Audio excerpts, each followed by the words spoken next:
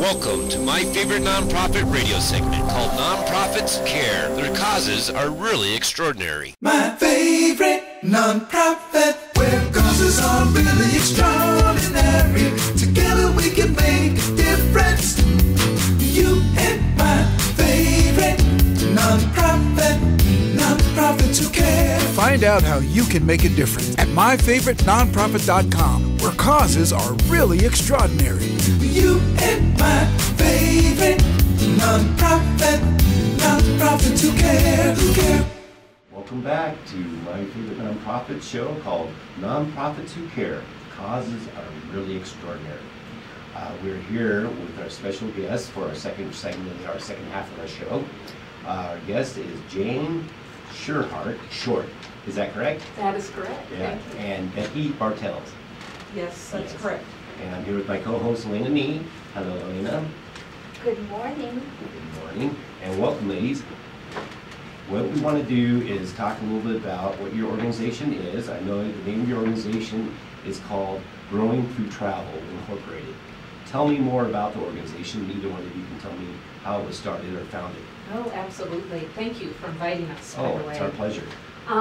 Growing Through Travel takes people who have intellectual and developmental disabilities on educational journeys. And those journeys, the mission is that people will reach beyond their comfort zone, that they will, that they'll discover things that they didn't know about themselves, that they will reach out and do things that they didn't know they could do. That's the whole mission, with our ultimate goal being that people, upon taking that journey, they will grow as a person.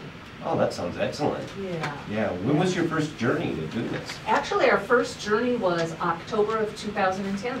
Oh, so you're like very new. You're like a little baby nonprofit. We're kind of like a little baby nonprofit. That's right. That's right. Yeah, we have had 5 journeys to date. Mm-hmm. Yeah. Go ahead. And Becky, you're the treasurer, right? That is correct. On the board, and you also are a volunteer on doing some of the tours. That's the journeys. The yes, journeys. I've had the pleasure to do 3 journeys, 2 to Oahu, and then I did do 1 to Disney World as well. Oh, okay. So you guys went to Hawaii, and then you also went to Disney World. That's correct. Oh, excellent. The place where we believe that we have been able to truly accomplish our mission of educational journeys has been our Oahu journeys and our Alaska journeys. That's where we seem to be able to really do it. So since 2010, how many journeys have you done then? We have had 5 to date. Oh, that's great. Yes. And how many, let's say, people you have go on the journey? You know, we have approximately 7 to 9 people go on each journey. Okay, so it's a very intimate journey. Yes, it really is. And these are adults with mental disabilities These or are all types of disabilities? Adults with intellectual and developmental disabilities. Oh, okay. Yes, yes. And how do they get involved, or how do you find out about them? Take on this tour. You know, our journey, call it a journey. Our journeys, yes, our journeys. I like that name. Yeah. You know, they find out about it. Much of it they have found out about through another organization that I own called Community Support Services, where people receive residential services. Is that like in-home care? It is. Okay. It is indeed. And that's been a lifelong career of mine. And so between that and letting other companies that do similar services know about Growing Through Travel, that is how people have come to us so far. Oh, okay. So you have like care providers in people's homes, and then you find out about possibly adult with a disability, a mental disability. That could be a person that you'd like to take on your journey. That might find out about our journeys and have an interest, yes. Right. Oh, that's very cool. Yeah. So that goes to hand in hand, is tied together. Yes. Yeah. Very cool. It is. Yeah. And then, so would you consider your company to be a travel company then, or is it different than a travel company? You know, I would clearly say we are not a travel company. Okay, our purpose is really and truly to take people on journeys, and our goal is that they're going to grow, they're going to step outside that comfort zone. So we design our itinerary to do just that. So it is not just, we make a point to say this is not just a vacation. In fact, it's not meant for that at all. It's meant to grow, it's meant to Just do things you have never done before, do things maybe you're afraid to do, and step out and do it, and then find out that that's fun, it feels good, it's fulfilling, and you ultimately grow. And we have tremendous stories about that. Yeah. Why don't you do this? Why don't you walk us through one of your journeys? Okay, let's say you have these adults with mental disabilities, you're taking them, you go to the airport, and tell us what happens from there.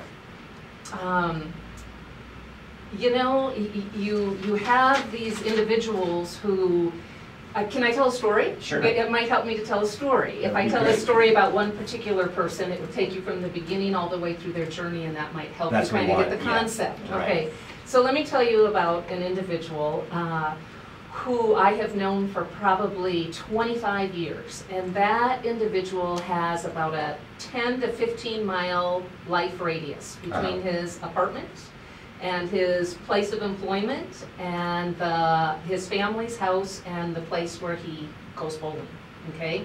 And that has been his life. That has been his life. And for all the years that I've known this gentleman, if we ask him anything that he might want to do that's new or different, whether it's something to eat or a place to go or a shift in a schedule, anything like that, this gentleman's response is, well, I'm not so sure about that. I don't know about that. And that's what he has always said for 25 to 30 years. He's maintained this 10 to 15 mile radius.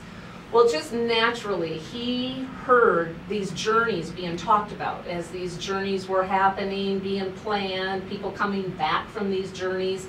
He was listening without us even realizing that he was listening. And then before I knew it, I realized that at least twice he had asked me a question about those journeys. And the third time he asked, it hit me. And I said, are you interested in going on one of these journeys? And I knew that he would say, because it's his standard answer, I knew that he would say, I'm not so sure about that. But instead, when I said, are you interested in going on one of these journeys? He said, yes. Really? And all the hairs on my back stood up, and I thought, oh my gosh, he really is interested. So I took him back to my office. I showed him photos of other people who had gone on these journeys, and I asked again, still kind of thinking I might get that, I'm not so sure about that. And I asked him again, and he said, yes. And his community came together for him. His family, his family's church, other community members that know him, everybody came together for him because he didn't have any money. And they all, they donated, they pulled their resources together, and they sent him on one of our Oahu journeys. So this man, who has a 10 to 15 mile radius of life, traveled 3,000 miles across the ocean. He had never seen an ocean, he had never stepped foot in an ocean, he had never done anything of the sort. The things that he did upon arrival in Oahu was he stepped into an ocean for the first time. He sat in an ocean and had a wave hit him for the first time. I remember I was right there beside him, and he said, oh, as that wave kind of picked him up and pulled him out a little bit. Very cool. He learned how to snorkel. He had, now mind you, this is a person who's Never done any of this. He learned how to snorkel. Did he know how to swim? He did not know how to swim. He'd never been in an ocean. I don't believe he'd ever been in water. He learned how to snorkel. He learned how to kayak. He learned how to canoe. He ate food that he's never eaten before. It was the most amazing thing that I have ever seen, and he is still talking about it. I can't tell you how much he has grown. He has come back, he keeps talking about it, he's more open to things now, he's more flexible, he's willing to try. I hear him say, I'm not so sure about that, much less than I have in 30 years. It was an incredible experience. So you guys basically opened his world. We opened his world. Yeah. We really did. And That's great. with the help of community members who made donations, we opened his world. We really did. It was great. It was just great. What is the cost to go on one of these trips? You know, every trip varies. Right. It varies, and what we do is we simply take into account plane fare, accommodations, the itinerary items, and then of course we have, the trips are all, we do them with volunteer journey guides. Right. And so we just put that cost together, and that's how much it costs for people to go on those journeys. So it really depends on the journey. Okay. It really does. Yeah. And what our goal is that we want to be able to raise money because there's so many people out there that can't go on the journey because they don't have the funds. Right. And our goal is that every person, even if there was donated funds available, we still want them to contribute something. Oh, yeah. Because we want them to feel like it's their own. And then we will do sponsorship through our board of directors for those individuals. Yeah. Now, they have to pay something because it has to feel like they're, like you said, have ownership in the trip, and it's part of what they're doing. Exactly. Yeah. Exactly. Do you guys how do you raise funds right now? Do you have any fundraising programs or? You know, the only thing that we're doing at this point in time is one program called E-Team Sponsor, where an individual can reach out to people that they know through an E-Team Sponsor program, and people can make donations that way. We're getting ready to do the Colfax Marathon, which comes up in the spring. And so far to date, that's it. Yeah, yeah. We're just getting started with that. Oh, that's great. We really are. We're just getting started with that. Well, it sounds like a great cause. So if you guys plan to do like a community event, I think you can get the community around it, and then we could actually announce on the radio for you. That would be wonderful. Yeah, Very cool. that would be wonderful. Yeah. I like what you guys are doing. This is very good. And then those communities that get involved, so it's people that know the individual that's going to be traveling at this point, right?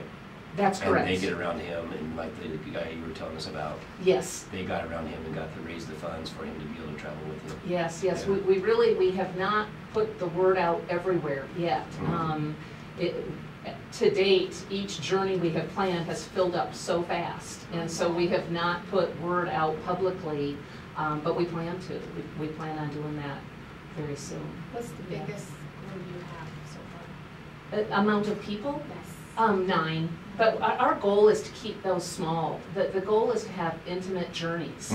We find that people not only do they do all the things that we were just talking about, but they also make friendships. We've seen some beautiful friendships evolve from these journeys, people who didn't know each other. But it's an intimate group of people that are together for approximately 10 days, and we see beautiful things happen when you do that. Yeah. Well, definitely, I think you'll see a lifelong change as well as lifelong relationships as you're talking about. Yeah. So that's great. Absolutely. What we're going to do is we're going to go to a break right now, and then we'll be back with Jane T. Short and Becky Bartels, and we are here at My Favorite Nonprofit, Nonprofits Who Care. Causes are really extraordinary. See you after the break. Welcome to my favorite nonprofit radio segment called Nonprofits Care. Their causes are really extraordinary. Welcome back to our last segment of Nonprofits Who Care. Causes are really extraordinary. We're here with our guests. First, I want to say welcome back to our co-host, Lena Yee. She's been holding space for us here, and she's doing a great job. And also, we just wanted to tell you that you can find more information about our show and everything else at myfavoritednonprofit.com. We'll be putting some of the segments on YouTube where you can see Nonprofits Who Care. Causes are really extraordinary there as well. We're here with Jane Short and Becky Bartels, and their organization is called Growing Through Travel Incorporated. And we were just talking about your organization, how you are different than travel would be just for like, a travel, let's say, membership group. Tell us more about what happens. Like, do you guys stay in a hotel when you go out, or what do you guys do when you travel there? You know, our goal is not to stay in hotels as much as possible. Our goal is to stay together, because part of what we try to do is develop those friendships and relationships as well. So, for instance, the Oahu journey, which is one of our specialty journeys, we stay in a home. We stay in a home together. We're getting up together. We're cooking breakfast together. We're preparing for our journey of the day together. We're coming home late at night together, and we're sitting and we're recapping the day and what everybody learned and how they grew and what was their favorite thing to do. And that's probably another thing that stands out so good about our journeys, is that it feels like family. It feels like a true connection when we're doing it. People have made lifelong friendships. Right. They really have. Yeah. You know, to me, it sounds a lot like you're doing a team building type exercise, because a lot of these individuals, probably like you're talking about, the guy who never traveled anywhere, probably is always alone and never really has interaction with other people. Well, he does have interaction with other people because of his employment, but Yeah. not to this extent, exactly. He lives by himself in an apartment, and so this was really stepping outside of his comfort zone to be living in a home with that many people, and he just did a fabulous job. Are you still in contact with him today? Oh yeah, very much so. Oh, excellent. Very much so. How long is a trip usually? That particular journey, which again has kind of been our specialty journey, is a 10-day journey. Oh, nice. Yeah, 10 days. So you really have time to get to know the people that you are journeying with. I think one of the things that we would love to be able to share with you, if we can, is another piece that I think is extremely important about our journeys, and that's that we decided at the onset of this company that we would make sure that every journey would include a give back to the community. It was The community that you travel to? the community that we travel to. It was Oh. my belief that, you can go on a journey, you can go to another land, you can go to another place, and you can do all of those itinerary items, but you don't really get immersed in that culture and in that land and with those people unless you are with the people that live there. Right. So our goal has been, we're going to do a community give back project everywhere we go. And so some of those have been, if I may share. Sure. Okay. I'd love to hear about it. One of the Oahu trips, we as a group planted 300 Budahan trees for a Qigong center. Incredible project. People worked, they sweated, they were just immersed in this project of planting these Budahan trees. In Alaska, Ketchikan, Alaska, we volunteered a majority of a day at a nursing home. We spent time with people who were 80 years old and older, and we were planting seeds and plants, and we were learning from those individuals, the true people that have lived in Alaska their entire life. We're teaching the people we brought on the journey about Alaska and about that land, and it was a real good give back and forth. They wanted to know about Colorado, we wanted to know about Alaska, and it was just a beautiful interaction. Incredible. Oh, that's great. And then another one that we did in Oahu is we worked a taro farm. I don't know if you know what taro is, but it's a root plant, a native root plant to Hawaii. And we worked a taro farm where we were planting the upland, which ultimately helps with the sea life because it puts plants on the land so that the sediment doesn't go so much into the ocean. So yeah, you don't get so much. Right, so we were in the trenches. We were in the trenches of a taro farm down with that's that cool. volcanic mud, and we spent the day doing it. And I can't tell you, we walked in clean and we walked out covered with mud, and this was people who weren't so sure about that. And they dove in and they did it. And those projects have been amazing because those projects have all taken place with local people. And that's what makes you come back and feel like you truly connected to that place where you went, which again, ultimately you grow as a person when you do that. Oh, definitely. You really do.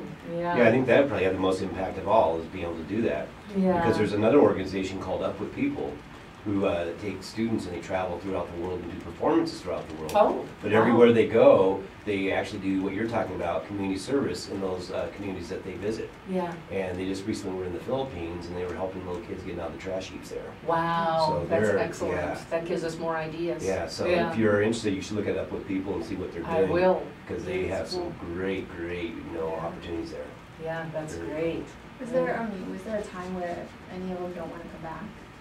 Yeah, I'm glad you asked that. We have had people, it's almost a given that people, they do not want to come home. I have had people say, please, Jane, please can you call back home and can you make it so that we can stay? We have had people crying. We have had people just truly saying, we do not want to go back home. We've had they're crying on the airplane. They're crying on the shuttle bus from the where we take our rental car back, and then those hugs at the airport. They have been amazing journeys. They just really have been amazing journeys. That's better Yeah. than the other one where they don't want to go or they don't. They don't want to stay. They don't want to stay. Like, I want to go home. Right, Yeah. we don't want to hear people say, I want to go home. We want to hear people say, this is a journey that I will just simply never forget. And we see signs of that all the time. We have a slideshow, for instance, that shows, you can physically see the difference in people from the beginning of the journey to the end of the journey. You see the person who starts out the journey, they're kind of slumped over a little bit, posture's not so good, indicative of perhaps low self-confidence or self-esteem.